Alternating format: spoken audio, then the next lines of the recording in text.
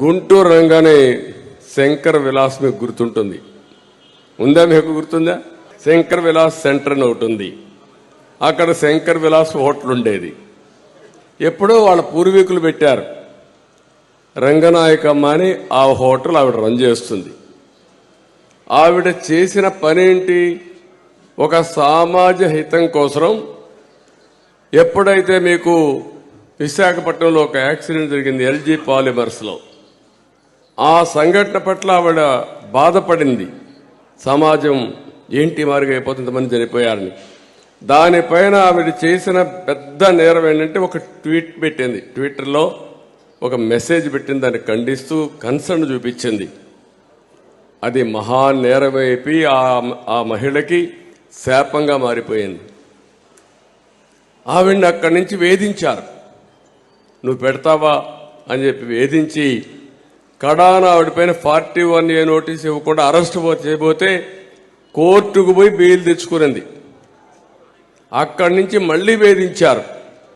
ఆవిడ్ని ఆ హోటల్లో ఏ విధంగానైనా సరే ముయించాలని ప్రయత్నం చేసి, తద్వారా మీరు చూస్తే ఎవరైతే ఆవిడ మీద వ్యతిరేకంగా ఉంటారో వాళ్ళందరినీ పురుకొల్పి లేని అప్పులు కూడా ఉన్నట్టు సృష్టించి వాళ్ళందరినీ ఇంటికి పంపించి బెదిరించి కడాన హోటల్ ముయించేశారు.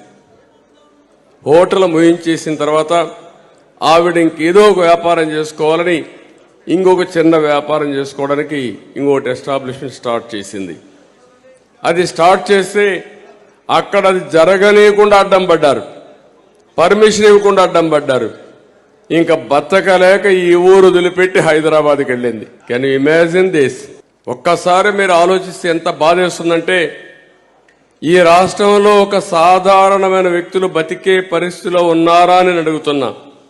ఈ రోజే నేను చూసినప్పుడు రంగనాయకమ్మ గారి యొక్క అరెస్ట్ ఆ రోజు చూశాను, నేను సహకరించాను, పార్టీ కూడా కండెమ్ చేశాం. కానీ ఈరోజు ఆంధ్రజ్యోతిలో నవ్య అనే దీని కింద ఆర్టికల్ రాసి ఈ స్టోరీ అంతా రాస్తే మనసుండే ప్రతి ఒక్కడు కూడా బాధపడాలి.